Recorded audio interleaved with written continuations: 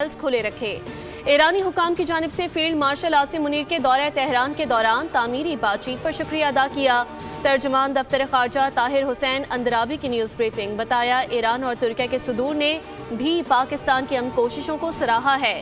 وزیر اعظم نے ایران کا وفد اسلام آباد بھیجنے کے فیصلے کا خیر مقدم کیا۔ وزیر اعظم شہباز شریف کی قیادت میں تمام فریقین سے رابطے جاری ہیں، پیچیدہ مسائل کے حل کے لیے مذاکرات پر مبنی سفارتکاری پر یقین رکھتے ہیں۔ دفتر خارجہ کے ترجمان نے بتایا کہ افغانستان سے سرحد پار فائرنگ اور گولہ باری کی مذمت کرتے ہیں۔ ماضی میں بھی ایسے واقعات میں شہری کو نشانہ بنایا گیا۔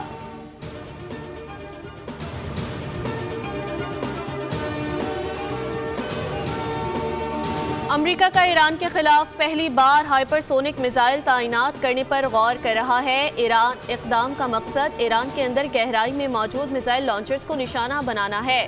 امریکی فوج آج صدر ٹرمپ کو ایران کے خلاف نئے آپشنز پر بریفنگ دے گی۔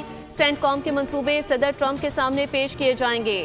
امریکی میڈیا کے مطابق حساس جوہری مواد کو محفوظ بنانے کے لیے اسپیشل فورسز آپریشن پر غور جاری۔ ایران کی ممکنہ جوابی کارروائیوں کا خدشہ بھی زیر غور آئے گا۔ امریکی سینٹرل کمانڈ نے ایران پر مختصر اور طاقتور فضائی حملوں کا ایک منصوبہ بھی تیار کیا ہے، جس کا مقصد مذاکرات میں تعطل توڑنا بتایا جا رہا ہے۔ ان ممکنہ حملوں میں بنیادی ڈھانچے کو نشانہ بنانے کا امکان بھی ظاہر کیا گیا۔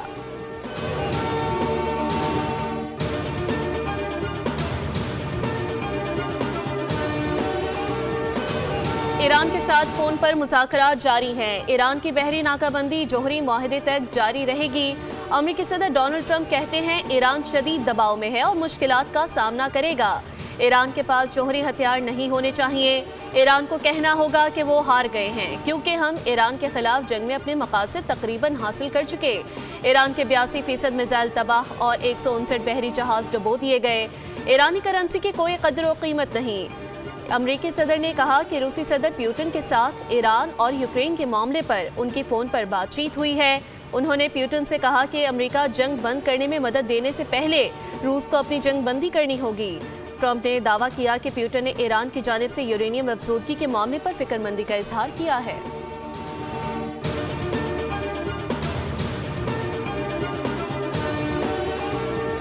ایران کے صدر مسعود پزشکیان نے کہا کہ ایران دشمن ممالک کو آبی راستے میں داخل نہیں ہونے دے گا۔ آبِ ہرمز ایرانی قوم کی مزاحمت کی علامت ہے۔ آبی گزرگاہ میں کسی بھی قسم کی بدامنی کی ذمہ داری امریکہ اور صہیونی حکومت پر عائد ہوتی ہے۔ ایران اس اسٹریٹجک سمندری راستے کی حفاظت کو اپنی قومی سلامتی کا اہم جزو سمجھتا ہے۔ ان کا کہنا ہے کہ تہران بارہا اس موقف کا اعادہ کر چکا ہے کہ وہ خطے میں بیرونی مداخلت کو مسترد کرتا ہے۔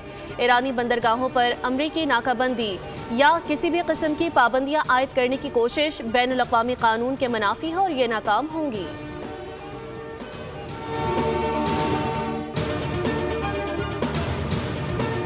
پاک بحریہ کی پہلی جدید ترین ہنگور کلاس آبدوز کی چین میں کمیشننگ مکمل۔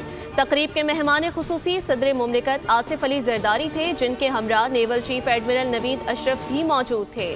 اسٹیلتھ ڈیزائن اور جدید ترین ٹیکنالوجی سے لیس یہ آبدوز بحیرہ عرب میں پاکستان کی دفاعی صلاحیتوں کو نئی بلندیوں پر لے جائے گی۔ وزیر اعظم اور فیلڈ مارشل نے اس تاریخی سنگ میل پر قوم اور پاک بحریہ کو مبارکباد پیش کی ہے۔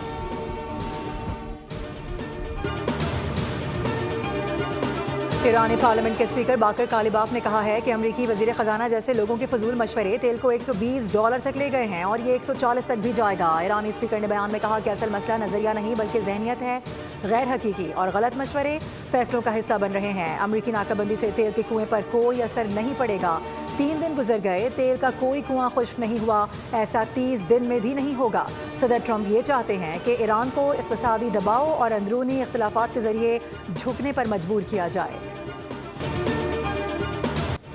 عالمی منڈی میں خام تیل کی قیمتیں 4 سال کی بلند ترین سطح پر پہنچ گئی۔ برینڈ خام تیل $126 فی بیرل کو چھو گیا اور امریکی خام تیل $108 فی بیرل تک جا پہنچا۔ ماہرین نے بحری ناکہ بندی جاری رہنے اور ایران امریکہ مذاکرات تعطل کا شکار رہنے کی صورت میں خام تیل کی قیمتوں میں مزید اضافے سے خبردار کر دیا۔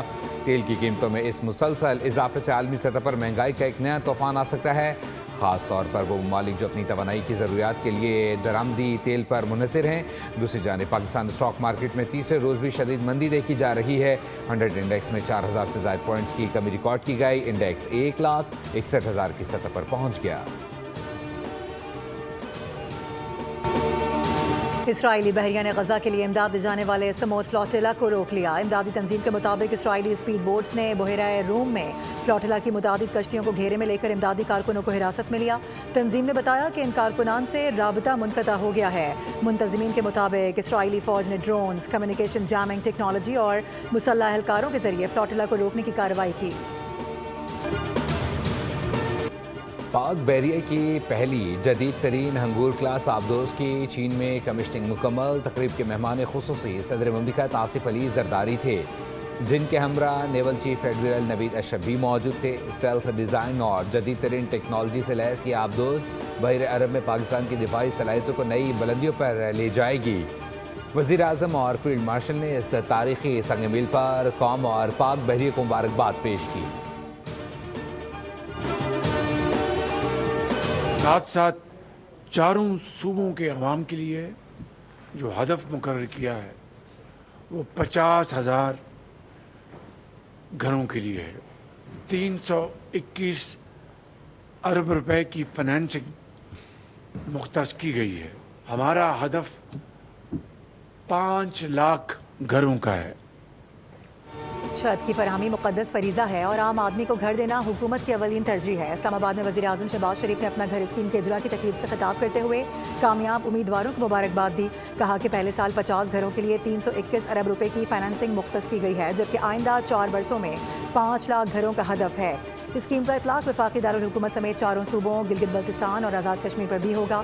وزیر اعظم نے مزید کہا کہ تعمیراتی شعبے سے معیشت کا پہیہ چلتا ہے اور اس اسکیم کو کامیاب بنانے کے لیے بے حد محنت کی گئی ہے۔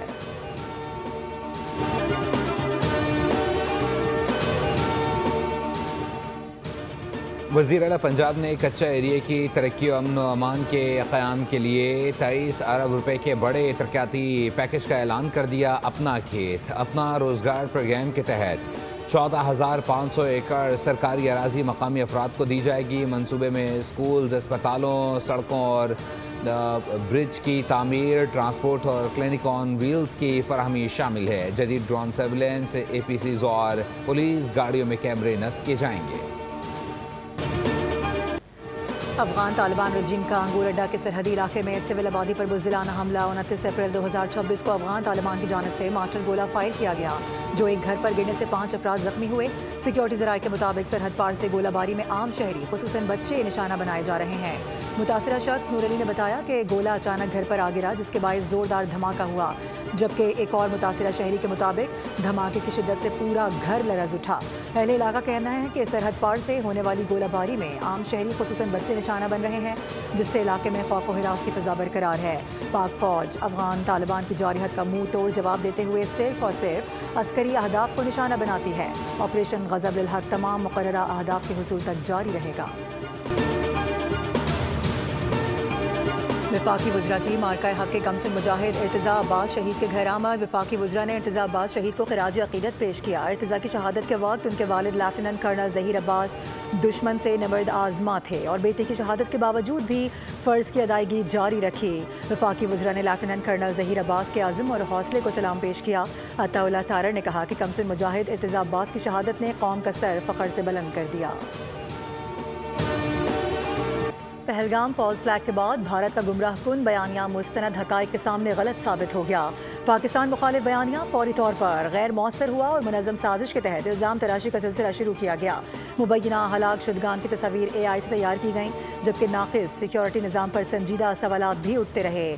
بھارتی حکومت تاحال ان سوالات کا کوئی مؤثر جواب دینے سے قاصر ہے۔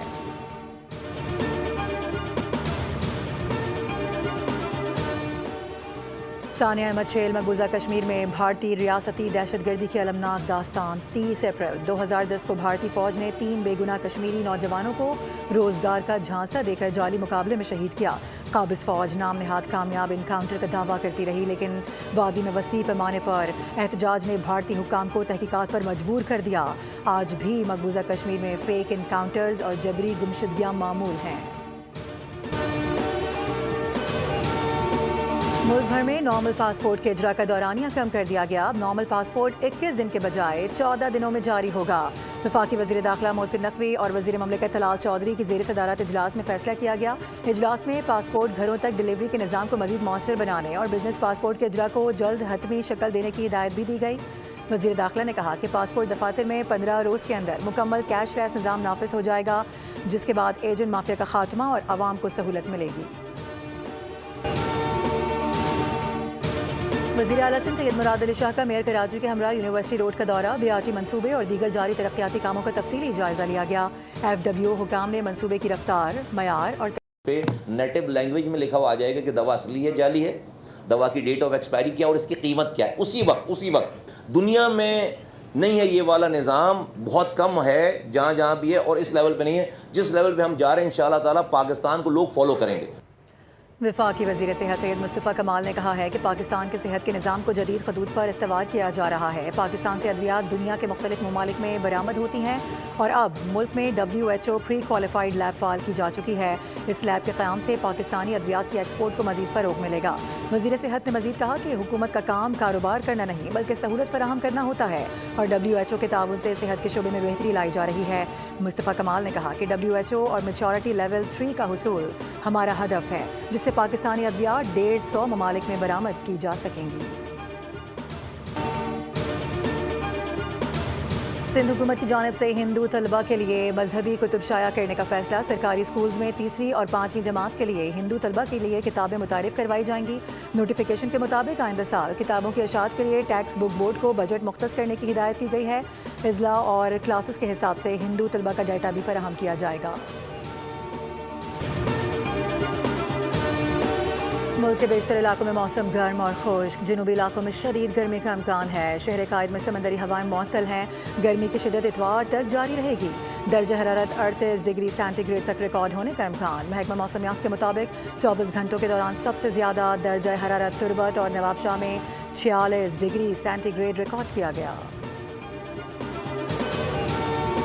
इस्लामाबाद में टेक्नोलॉजी और स्टार्टअप्स मेला पाक लॉन्च के ज़ेर एहतमाम कॉन्फ्रेंस 2026 का दूसरा रोज़। कॉन्फ्रेंस में मुल्की और गैर मुल्की कंपनीज के नुमाइंदे शरीक। पाकिस्तान में स्टार्टअप इको सिस्टम को आलमी सतह पर मुतारिफ कराना कॉन्फ्रेंस का मकसद है। कॉन्फ्रेंस में टेक्नोलॉजी, डिजिटल इनोवेशन और सरमायाकारी के मौके पर तफसीली गुफ्तगू की गई। शुरा ने पाकिस्तान में डिजिटल बैंकिंग और फाइनेंशियल टेक के बढ़ते हुए इम्कानात पर रोशनी डाली। पाकिस्तान के स्टार्टअप इकोसिस्टम की सलाहियतों को उजागर करते हुए आलमी मार्केट में इसके किरदार को अहम करार दिया जा रहा है। सब्सक्राइब करें और बेल दबाएं ताकि कोई खबर रह न जाए।